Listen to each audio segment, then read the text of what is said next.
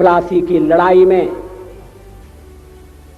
जितने लोग मैदान में लड़ रहे थे उससे ज्यादा लोग मैदान के बाहर खड़े होकर तमाशा देख रहे थे, लड़ाई का परिणाम सुनने की प्रतीक्षा कर रहे थे। देश के भाग्य का निर्णय होने जा रहा था,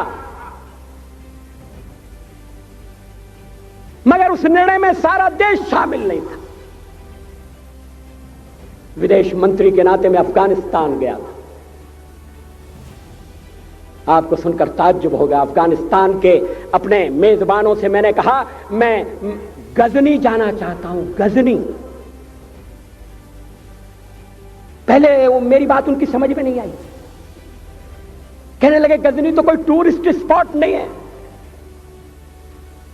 गजनी में कोई 5 स्टार होटल नहीं है, गजनी में आप जाकर क्या करेंगे, गजनी में आप जाकर क्या देखेंगे। मैं उन्हें पूरी बात नहीं बता सकता। मेरे हृदय में कहीं गजनी कांटे की तरह से चुभ रहा है। जब से मैंने गजनी से आए एक लुटेरे की कथा पढ़ी है और किशोरावस्था में पढ़ी है, मैं देखना चाहता था वो गजनी कैसा है। आपको सुनकर ताज्जुब होगा, महमूद गजनी का अफगानिस्तान के इतिहास में कोई स्थान नहीं है।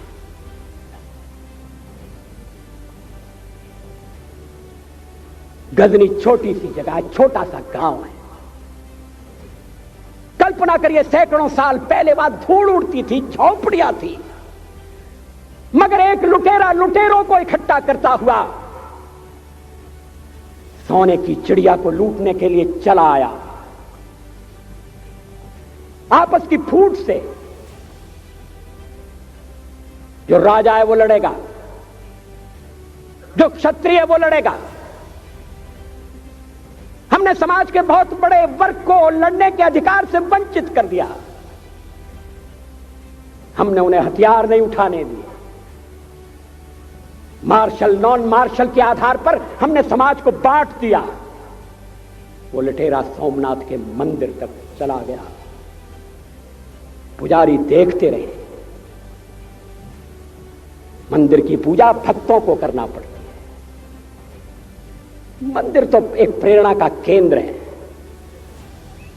मैं देशपांडे जी की तरह से नास्तिक नहीं हूं, मगर उनकी नास्तिकता में भी जो आस्तिकता है मैं उसका आदर करता हूं, उसका सम्मान करता हूं। वो जिस आत्मविश्वास से नास्तिक होने की बात कहते हैं, तो मैं उनसे कहना चाहता हूं वो सचमुच में नास्तिक नहीं है। जिसकी आस्तिकता है, जिसका विश्वास है, वो नास्तिक कैसे हो सकता है? विश्वास किसमें है ये बड़ी बात नहीं है, विश्वास है या नहीं। हमने समाज के बहुत से बड़े वर्ग को विश्वासहीन बना दिया।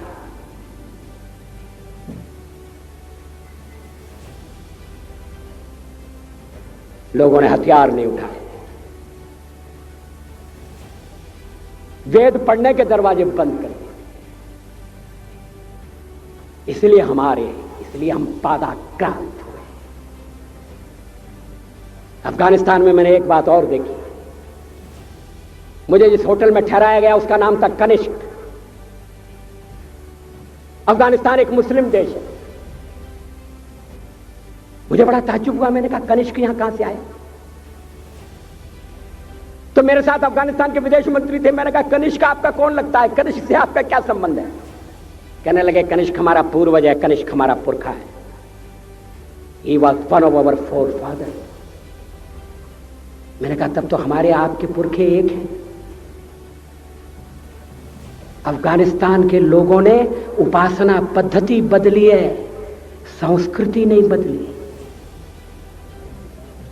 आज के भारत के परिवेश में यह सुनने के बाद थोड़ा विचित्र लगता है। हमारे यहां तो धर्मांतरण के साथ राष्ट्रांतरण होता है, ऐसा दृश्य दिखाई देता है। पड़ोसी देशों में ऐसा नहीं हुआ। अभी राम जन्मभूमि का मामला चल रहा है।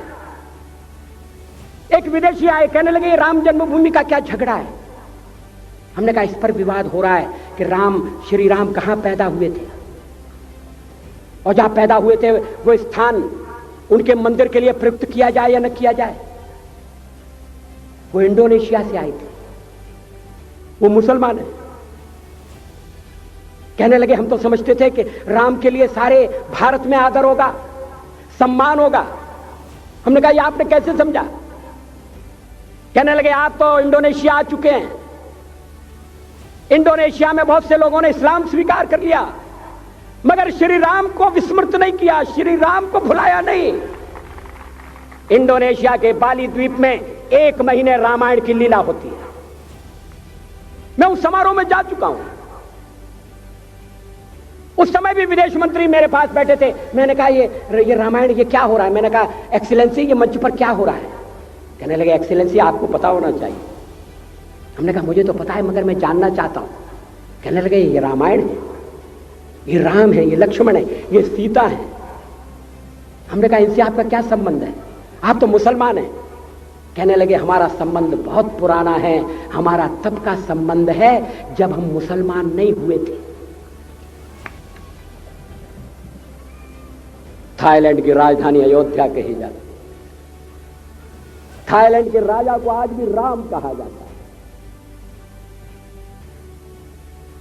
सावरकर जी ने हिंदू राष्ट्र की बात की, हिम्मत के साथ। बुनियादी तौर पर भारत हिंदू राष्ट्र है।